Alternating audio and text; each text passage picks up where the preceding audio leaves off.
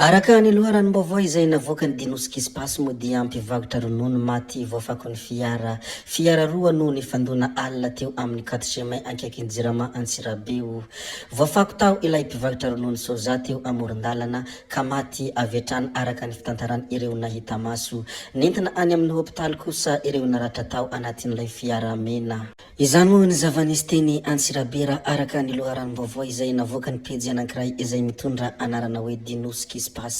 Toboky vavy sy toboky lahy maro sy betsaka ny zavatra izay hozarentsika ato anatin'ity video ity fa mialohany idirantsika amin'izany zavadrehetra izany dia mbola toy ny mahazatra antsika foana abonné ny chaîne antsika ary aseo zay amin'ny video indrindra azadiny foana ny mametraka ny commentaire ndeha aloha idirantsika vetivety izany fanaovana abonnement izany mialohany hirisoantsika amin'ny resaka izay fanaovantsika ndao ary toboky lahy ndao ary toboky vavy abonné vetivety ary ny chaîne antsika.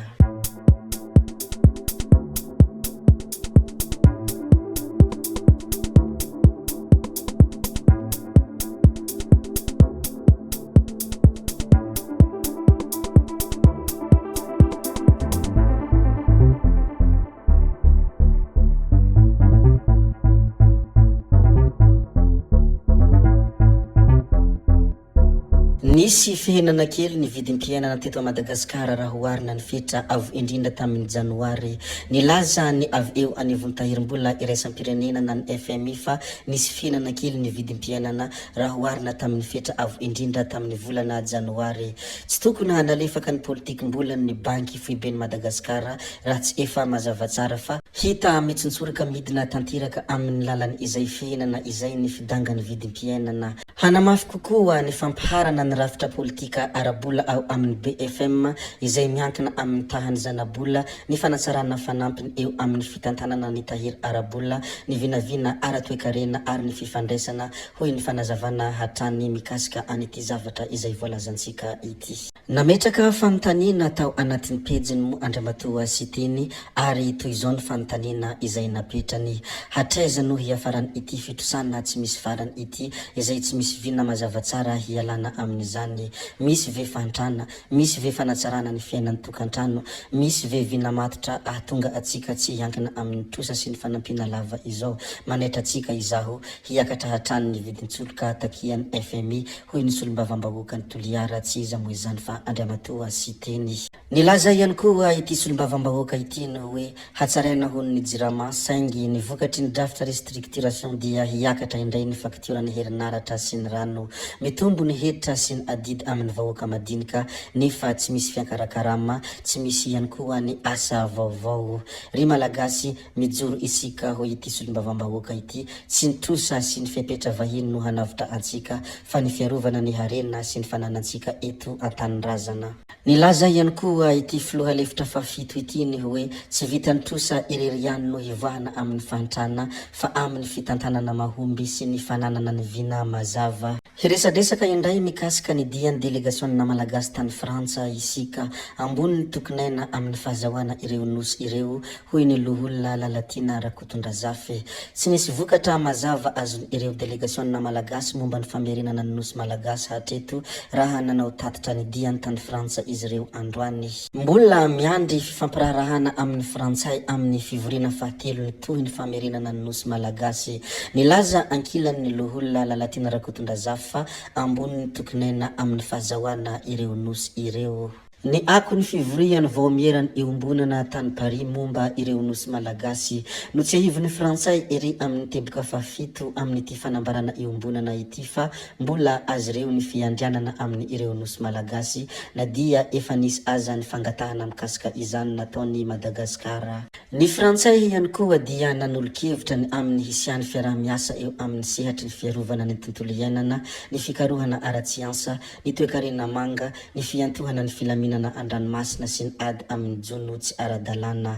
Andrasana ny tohony fivoriana izay atao eto Madagasikara indray raha araka ny voalazany ity fanambarana eombonana ity. Ny mikasika ny fangatahany Madagasikara kosa dia nilaza izy ireo ny hoe atsaharo ny fanapahan-kevitra samirery ataon'ny Frantsa nandritra ny fionan'ny komisiona miandraikitra ny Îles Éparses tany Paris nangataka i Madagasikara ny hampiatony la Frantsa ny fandraisana fanapahan-kevitra samirery amin'ny ireo nosy ireo mba hisiany fifampidinihana milamina sy mitondra vahaolana iaraha manaiky. Nanamafy ihany koa i Madagasikara fa ilaina ny fifampiresahana ampilaminana hahatongavana amin'ny magitra iraisana maharitra. Nangataka mazava ihany koa i Madagasikara ny hahafahan'ny mpanjony sy ny siantifika malagasy miasa amin'ireo faritra manodidina ireo nosy ireo.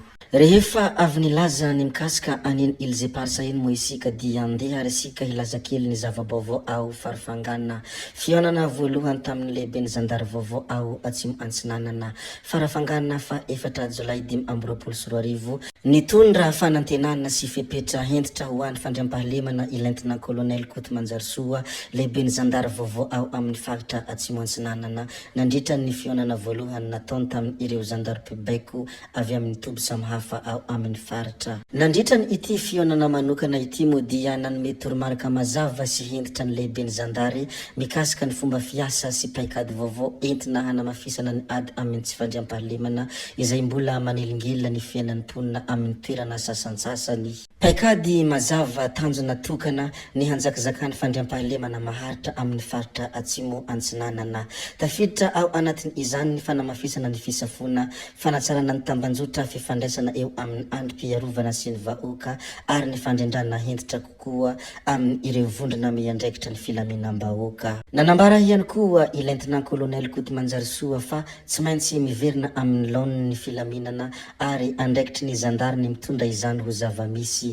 Mila fiarah-mientana sy fandraisana andraikitra hentitra avy amin'ny rehetra izany zavatra izany hoy ny fanambarana izay nambarany ity lentina kolonel Koto Manjarisoa ity. Rehefa avy niresaka mikasika aniny lentina kolonel iny moa isika dia andeha ary isika hiresaka kely ny mikasika an'ity mpanakanto Midja ity. Mpanakanto Midja moa dia mpanakanto avy ao Antananarivo renivohitra ary ny hira mitondra lohateny hoe mifoka miafina no tena nahafantarany maro azy tamin'izany fotoana izany.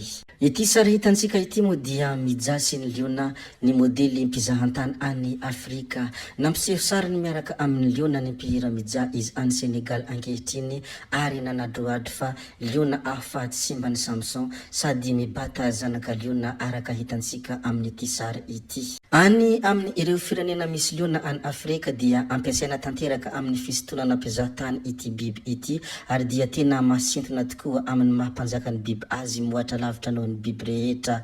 Indrindra moa raha azo atonina sy kitikitihina tahaka ny any anaty reserva ka tena masintona olona tokoa.